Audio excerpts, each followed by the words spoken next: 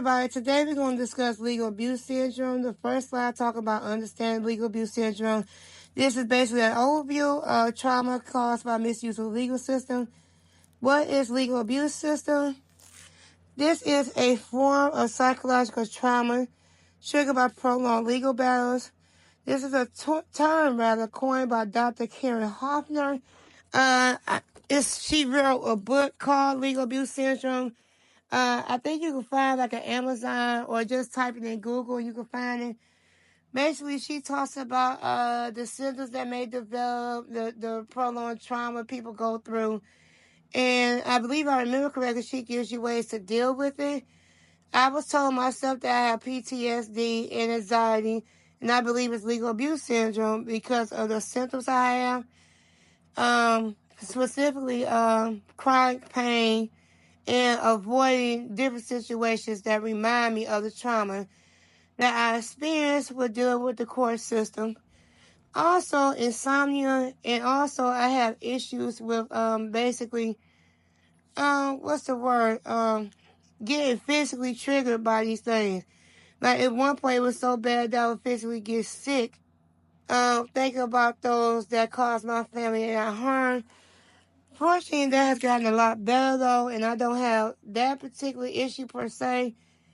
But it can lead to a lot of symptoms and issues.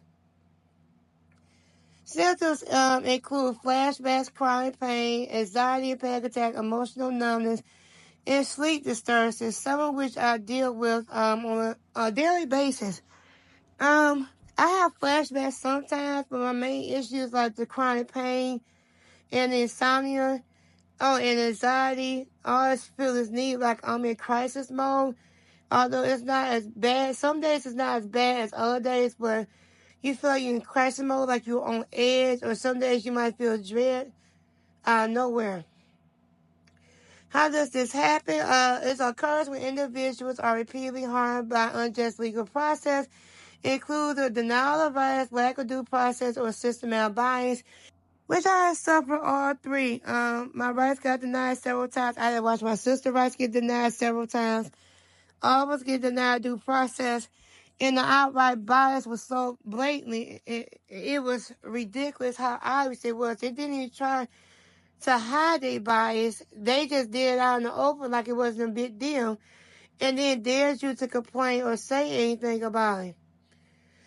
I found this to be beyond outrageous when this first started happening to my family. But after a while, I wouldn't say I got used to it. I never get used to it, but I started to expect this from them because I didn't expect them to do better. The personal impact includes caring, giving stress, losing family members, and court harassment, and being forced to test or evaluation to prove innocent.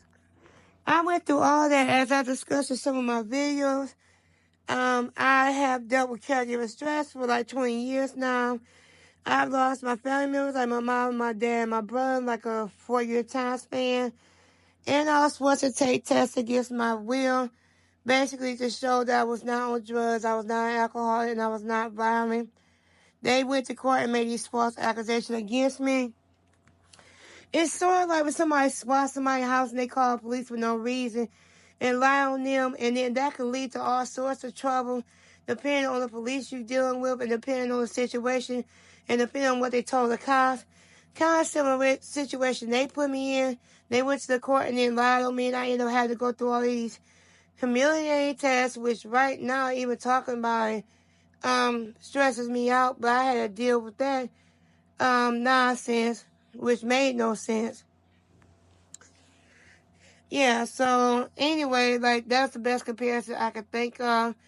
It's like they're swatting, basically they go into the court and they lie on you, and then they get the judge to punish you for either no reason at all or because you're trying to do the right thing by your sibling, your loved one, or whoever it is that you're trying to protect. Again, this is based on my personal experiences. And if you want more information, you can look up the book or research legal abuse syndrome. But in conclusion, legal abuse syndrome is a real Survivors deserve justice, support, and healing. And I 100% agree with that. I've been working on my own healing, such as going to a church that I just feel better in. I feel more comfortable in now. And also, I've been going to therapy. I stopped for a while, but I'm working to go back to therapy to help me deal with this and some other issues as well, such as my grief of losing my loved ones, the grief of seeing my sister suffer, and so on. And I know I deserve justice because we fought hard for it, and there's no way that we should be denied any type of justice whatsoever. So, yeah, if you or a loved one suffer from legal abuse, I would say, yes, again, it's real. And I would say just try your best to get the help that you and your loved one can get. And anyway, like, you don't have to do what I did or what I'm doing. I'm just telling you what worked for me based on my personal experience. But if that doesn't work for you and you find other ways to cope with it, such as maybe just educating yourself might help you deal with it better.